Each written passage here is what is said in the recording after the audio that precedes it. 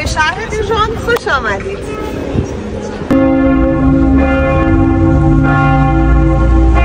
امروز اومدم مرکز شهر دیژون تا بهتون اینجا رو نشون بدم. خب اینم هنر دست دیژونی هاست، موزاییک کاری و بشقاب های این شکلی هم زیاده. البته این الان توی پیاده روه. خب در ادامه دیدنی های مرکز شهر دیژون این تاق زیبای پیروزی رو میخوام بهتون نشون بدم. خیلی ها میگن دیژون در واقع الگوی پاریس رو داره، انگار که یک پاریس کوچکتره. و این خیابونا که ببینید چقدر خوشگله. اینم ساختمون گالری لافایت در شهر دیژون.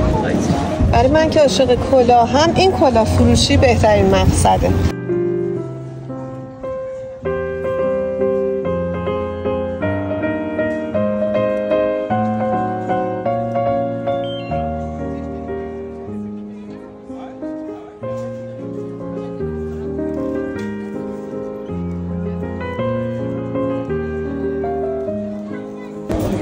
و همونطور که میبینید پلاک هایی به شکل جغد توریست ها رو به سمت فضاهای دیدنی شهر هدایت میکنه.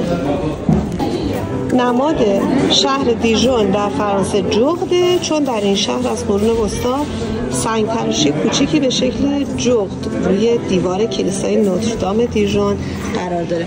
همین قسمتی که میبینید که خیلی ها میان رد میشن و بهش دست میزنن و احساس میکنن که اینطوری آرزوهاشون برآورده.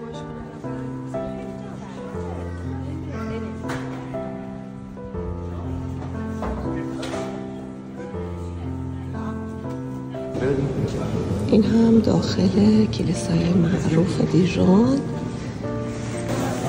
شاید بدونید که سوغاتی شهر دیژون خردل های معروفشه و این یکی از قدیمی ترین خردل فروشی های شهره که بالای 100 مدل خردل توشه. اصلا من نمیدونستم 100 مدل خردل داریم. ببینید چقدر جالبه.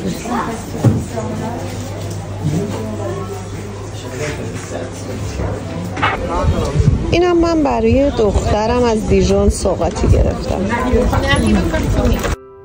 مگه میشه تا اینجا بیایی و شاپینگ مال معروف دیژون رو نبینی؟